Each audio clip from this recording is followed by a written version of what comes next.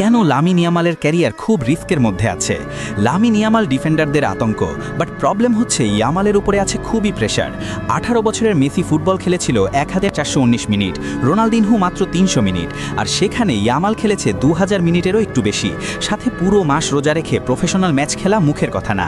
যেখানে Messi রোনালদিনহোদের main focus ছিল অ্যাটাকিংয়ে খেলা, সেখানে ইয়ামালকে খেলতে হয় অ্যাটাকিং অ্যান্ড ডিফেন্ডিং, কারণ মডার্ন ফুটবলের স্ট্র্যাটেজি অনেক অ্যাডভান্স। এখন গোলকিপারকেও ড্রিবলিং ডিফেন্ডিং করাও নর্মাল প্র্যাকটিস হয়ে গেছে।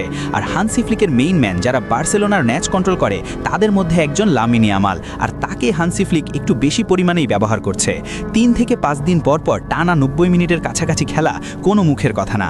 অন্যদিকে 20-21 সিজনে পেড্রি খেলেছিল 4600 মিনিটের বেশি, যার জন্য 6 বার বড় রকমের ইনজুরিতে পড়েছিল আর 73টা ম্যাচ খেলতে পারেনি।